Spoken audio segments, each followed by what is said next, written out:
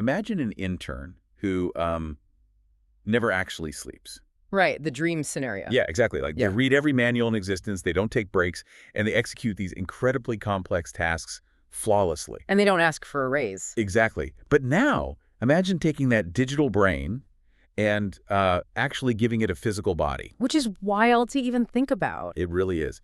And today, we're doing a deep dive into how that exact sci-fi concept is, like, literally becoming a commercial reality right now.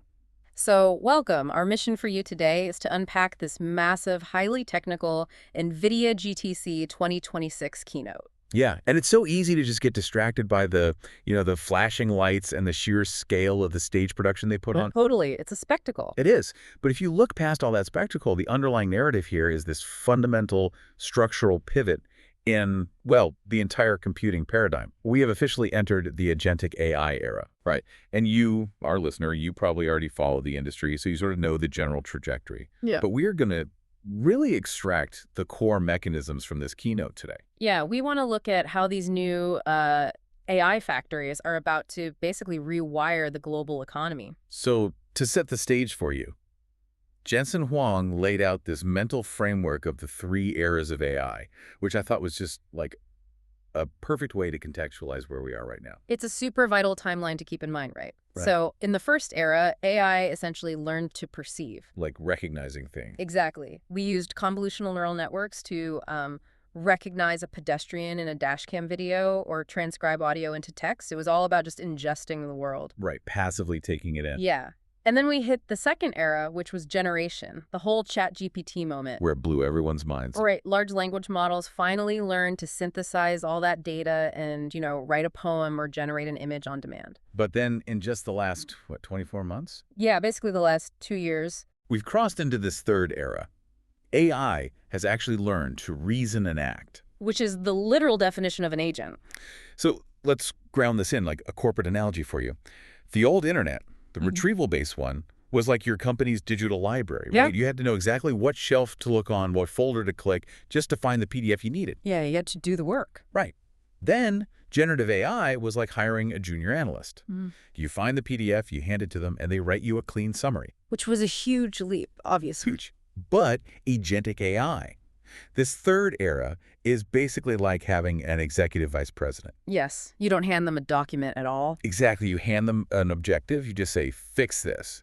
And they read the summary, formulate a strategy, allocate a budget, email the marketing team, and launch the campaign. They don't just generate text anymore. They execute these multi-step complex workflows. And that shift from passive generation to active execution, that is exactly what's driving the massive hardware announcements we saw in this keynote.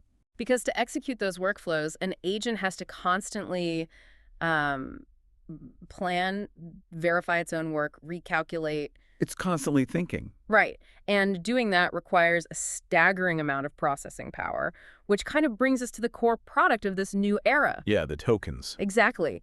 We are no longer operating in an information economy. We're officially in a token economy. Now, we hear the word token constantly, Oh, right? yeah. And you probably already know it's the fundamental, like, atomic building block of neural networks processing. The base unit of thought for an AI, basically. Right. But what's shifting here is how we economically value that unit. You're saying it has literally become a raw commodity. It is the defining commodity of the 21st century, like a barrel of oil or an ounce of steel. Think about how we historically viewed data centers. Like giant digital filing cabinets. Exactly. For decades, they passively stored human-created files for other humans to eventually download. Just sitting there waiting. Right. But an AI factory, it doesn't just store things, it manufactures things. It takes raw electricity and physically turns it into tokens. And it has to do this through just brute force hardware specialization now, right? Because Moore's law is effectively dead. Yeah, the physics of shrinking transistors has just completely run out of steam. So the old era where a CPU just magically got twice as fast every 18 months, that's over. Completely over. So now the industry is entirely reliant on what they call accelerated computing. Which means using highly specialized hardware. Right. Silicon that's designed to do one very specific type of math at blistering speeds rather than being a jack of all trades. Which introduces, honestly, the single most important mathematical equation of the decade. Tokens per watt. Tokens per watt. Because if you are building one of these massive AI factories, you are bound by the strict limits of the local power grid. Yeah, you can't just ask for more juice. If you secure a 1 gigawatt connection from the power company, you cannot draw 1.01 gigawatts. Your ceiling is absolute. Exactly. Therefore, your entire business model, your absolute ceiling on gross margin, is strictly determined by how efficiently your silicon can convert those specific electrons into tokens. So wait, if I'm running a traditional factory, like manufacturing electric vehicles, my revenue is simply cars rolling off the line minus the cost of electricity. Right. You're saying the new global AI economy is literally that exact same industrial math. It is entirely industrial now. And to really understand the strain on these factories, you have to look at the demand curve for inference. Okay, let's break down inference really quickly for our listeners. Yeah, so inference isn't the month-long process of initially training a model. Inference is when the model is actually live. Like when it's out in the real world doing a job. Exactly, when it's actively answering your prompt or executing a task. And the keynote revealed that inference demand has skyrocketed 10,000 times in just the last 2 years. I mean, 10,000x growth. That number is difficult to even comprehend. It's insane. But it makes sense when you think about agents. Every time an agent breaks your prompt into 5 subtasks, it's chewing through thousands of tokens just to reason about its next move. Right, it's talking to itself. So if tokens are the commodity and inference demand is going totally parabolic, how do you physically build an engine capable of meeting that demand? And that brings us to the Vera Rubin platform. Which is just a beast. The Vera Rubin architecture is a stunning piece of engineering. I mean, we are looking at a 3.6 exaflop system engineered specifically for this agentic era. Now, exaflops sound impressive on a spec sheet, sure. But the physical reality of this server rack is what really blew my mind. Oh, the liquid cooling. Yes, it is entirely liquid-cooled, and they engineered it to have 0 networking cables. Which is a game changer for data centers. Yeah, they claim an installation process that used to take a team like 2 full days with all the cable routing. It now takes 2 hours because the massive components literally just slide and lock together like Lego. And, you know, that lack of cables isn't just an aesthetic choice or even just for logistics. It's actually a physical necessity for speed. Oh, really? How so? Well, by utilizing liquid cooling, they completely remove the need for massive, bulky air heat sinks. So they can pack everything tighter. Exactly. They can pack the processing chips mere millimeters apart. And when chips are that close, you can use the 6th generation NVLink copper connections to allow them to share memory almost instantaneously. Because distance literally equals latency. Yes. Distance is latency. If you want a unified exaflop brain, the chips physically have to be touching. Right. But, okay, here is where I am genuinely stuck. Yeah. And I need to push back a bit on the biggest surprise of the keynote. The Grok partnership. Yes. NVIDIA has a near monopoly on high-end AI compute. They are the undisputed heavyweight champion of the world here. Nobody even comes close. Right. So why on earth did Jensen announce they're integrating Grok LPUs, which is a totally different company's specialized chip, directly into the Vera Rubin racks? It does seem crazy at first. It feels like Apple inviting Google to design the processor for the next iPhone. What limitation forced NVIDIA's hand here? It's a brilliant question, Okay. and it comes down to this unavoidable conflict in computer science. High throughput and low latency are physical enemies. Okay, unpack that for me. Throughput versus latency. So high throughput is processing massive volumes of data simultaneously. Low latency is generating a response instantly. Right, quantity versus speed. Exactly. And you generally have to optimize a chip's physical architecture for one or the other. You can't be perfect at both. Okay, so where does NVIDIA excel and where does Grok fit into this puzzle? NVIDIA's Vera Rubin chips are absolute masters of high throughput. They handle the complex, heavy mathematics required by the attention mechanism in transformer models. The heavy lifting. Right. When you give an AI a massive 100,000-word document and ask it a complex question, the AI has to perform what's called the pre-fill phase. Okay. It has to read the entire document, calculate the mathematical relationship between every single word, and understand the context. Vera Rubin does this flawlessly. So let's use a commercial kitchen metaphor here. Vera Rubin is your elite prep cook. Oh, I like that. Like, they can take a massive order, perfectly dice 50 different ingredients, calculate the exact cooking times, and lay everything out flawlessly on the counter in, like, minutes. That's a great way to look at it. But once the prep is done, you enter the decode phase. When it actually writes the answer back to you. Yes. The AI actually has to generate the answer. token by token. And this process is highly sequential. You literally can't generate the fourth word of a sentence until you know what the third word is. Right, you can't parallel process a sentence you haven't written yet. Exactly. Now, NVIDIA's chips use high bandwidth memory, or HBM.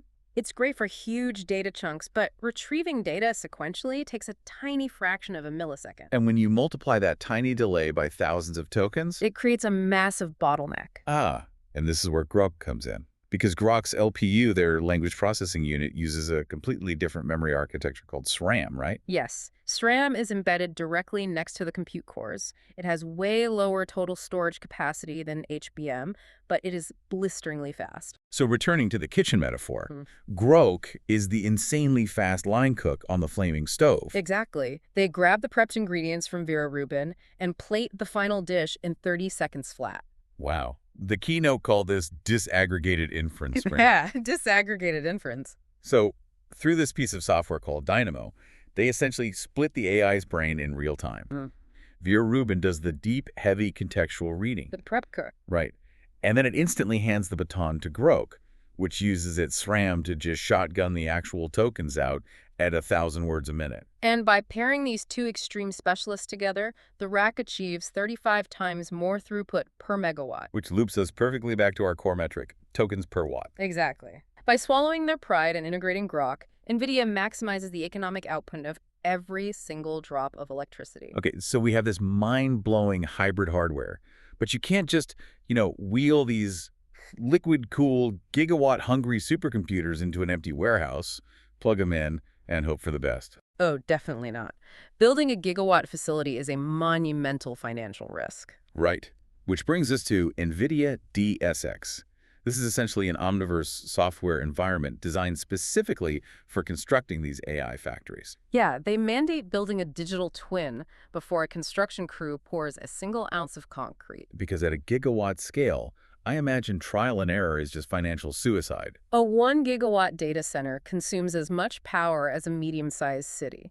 You have to perfectly balance the electrical grids, the massive underground chilled water pipes, all the networking trunks. See, I understand basic architectural modeling, but the Keynote emphasized that they are simulating the exact physical properties of the building. That's up the physics, yes. Is it really necessary to simulate the fluid dynamics of the chilled water and, the exact placement of individual air vents? That sounds like absolute overkill for a construction project. In a standard commercial building, sure, it would be overkill. But in an AI factory, it is literally a matter of survival. And it all comes down to thermal throttling. Thermal throttling. Okay, explain that. If your cooling design has a, let's say, 1% inefficiency in a specific corner of the data center, the racks in that corner will get too hot. And silicon doesn't like heat. No, it melts. So to prevent physical melting, the silicon will automatically throttle down its clock speed to cool off. And a slower clock speed means fewer tokens generated. Exactly. When your facility costs $40 billion to build, a localized thermal throttling issue could result in millions of dollars in lost token revenue every single month. Just because one vent was placed slightly wrong. Right. So by simulating the precise thermodynamic properties of the building in the DSX digital twin, engineers can guarantee they will extract the absolute maximum token yield from their power envelope. And what's wild is that the simulation doesn't just stop when the building opens.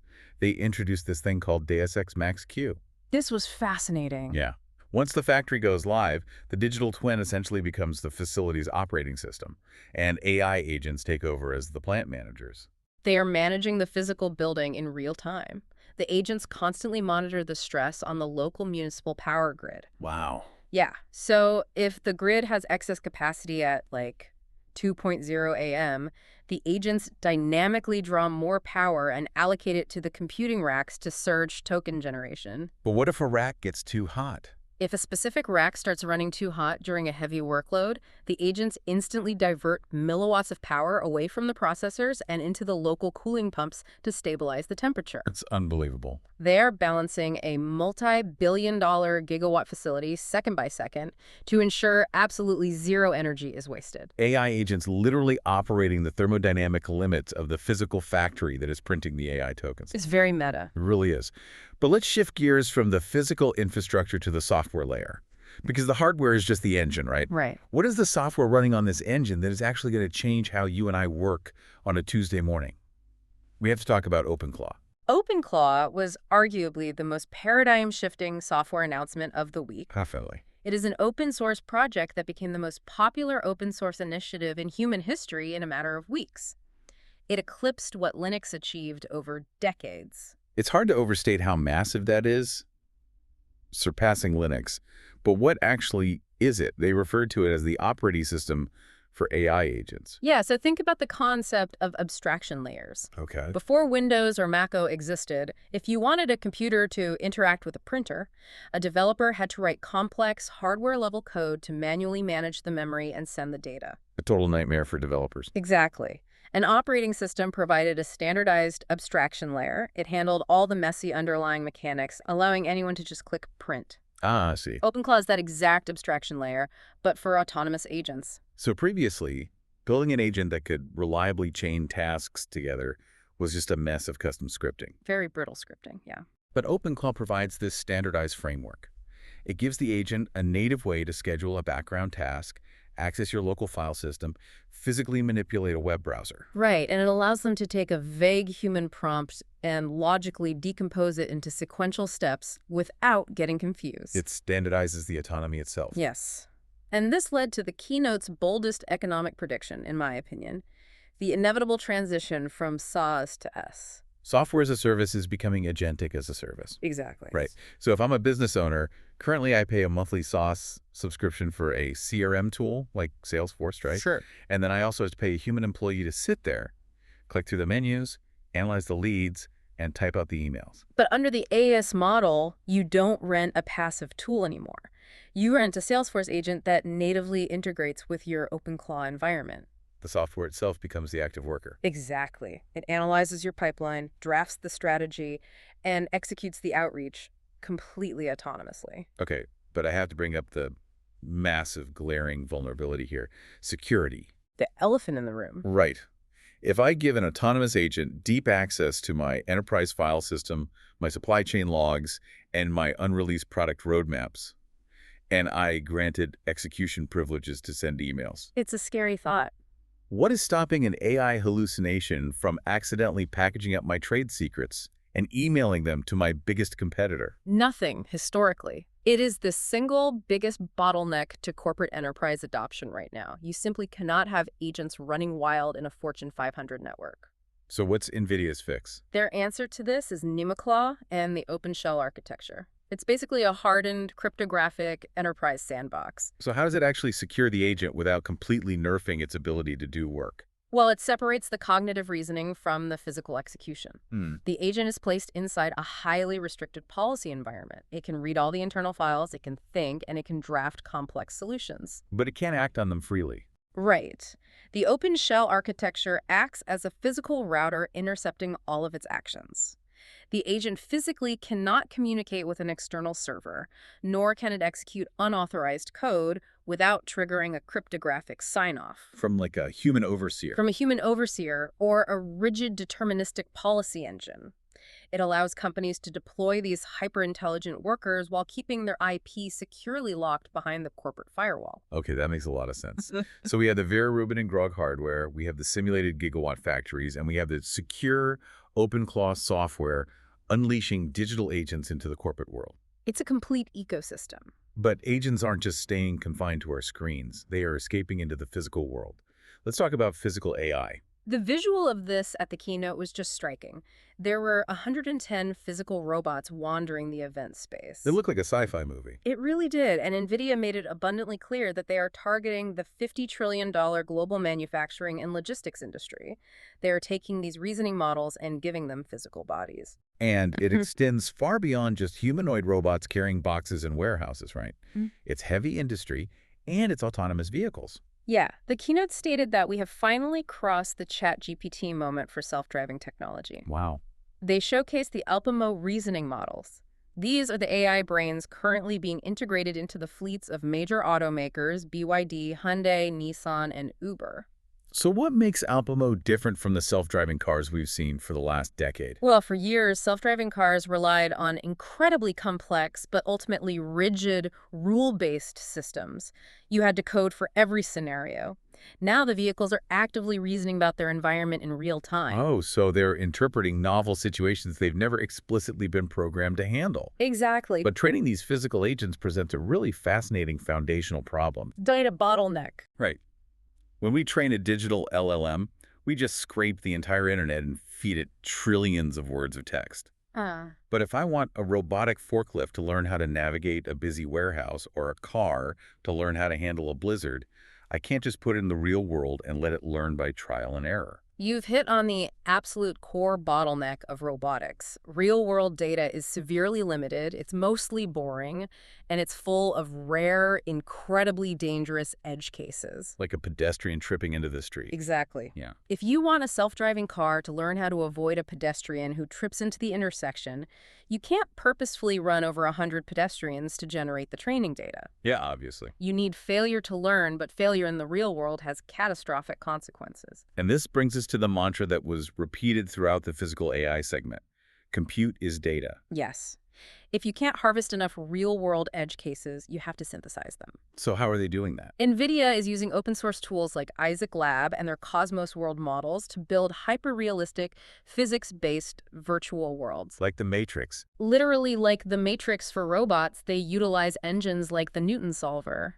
And the Newton solver doesn't just render graphics, it flawlessly simulates gravity, the friction of different materials, and the complex joint constraints of a robotic limb.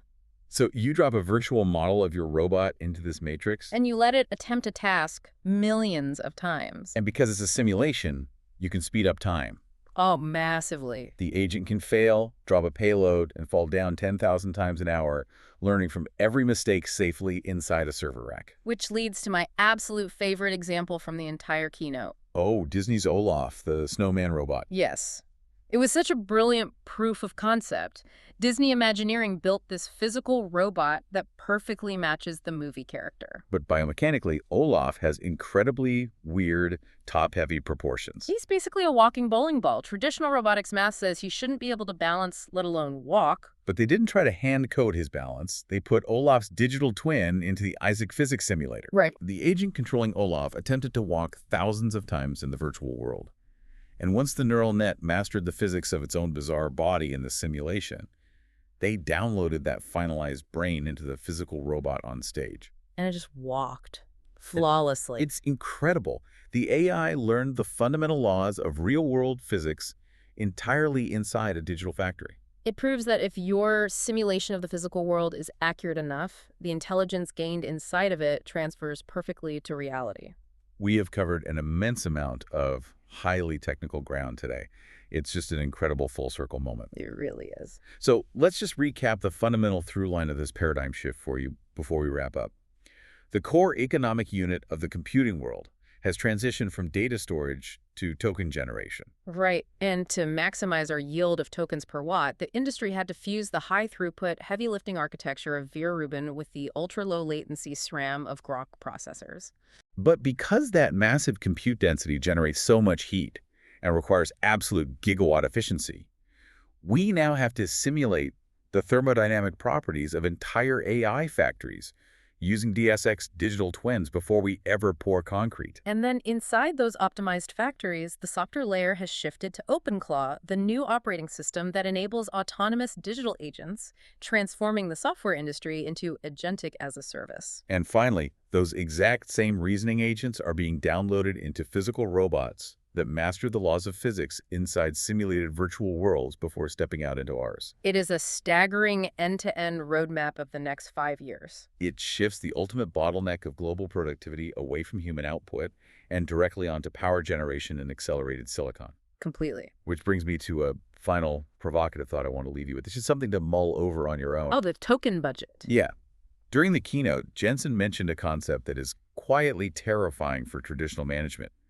He suggested that in the near future, corporate employees won't just receive a salary.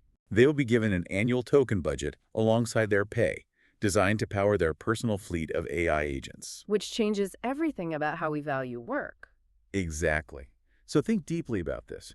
If your personal digital agents are suddenly capable of producing 10, 20, or 100 times the output you could ever generate with your own human hands, how do we price human labor 5 years from now?